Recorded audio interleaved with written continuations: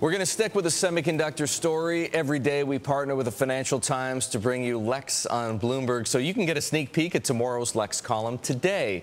Kevin Allison is joining us from London this morning. Kevin, what's your take on the chip story?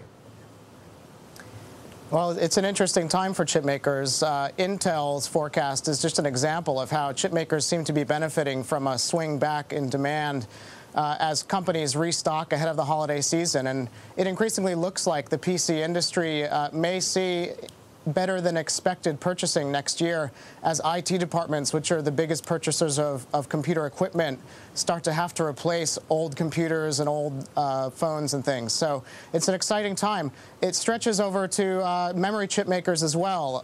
Semiconductor prices are up. Shares of semiconductor companies have gone up this year, but DRAM has gone up especially sharply. DRAM prices are up by more than 3 times so far this year. Okay, so what are the implications of higher DRAM pricing? One would think that for the DRAM makers, it's a good thing. How does it affect the industry, though? The industry dynamic is very interesting. So heading into this year, the memory chip market, these are memory chips that power computers, it was in big trouble. So they had a huge drop in prices from more than $6 per memory chip down to 83 cents around January. The Taiwanese government, a lot of these chip makers are in Taiwan, and the Taiwanese government earlier this year announced plans to help consolidate the industry because one of the big problems is a huge amount of excess capacity. Well, now with rising prices, talk about consolidation in Taiwan has kind of fallen quiet. Now, while chip makers in Taiwan, Korea, and elsewhere around the world should continue to benefit from rising prices, the fact is chips remain a cyclical industry.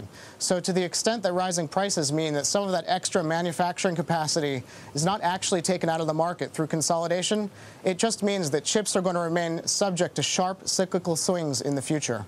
All right, Kevin, very quickly, what's the bottom line for investors here? Well, the bottom line is that if capacity doesn't come out, it's going to mean companies that are struggling, they're benefiting from rising prices, but they're still not in great financial shape. A lot of them struggling to pay down debt. It's going to increase the advantage of some of the higher tech players like Samsung. So Samsung, especially the Korean chip maker, should benefit from this trend.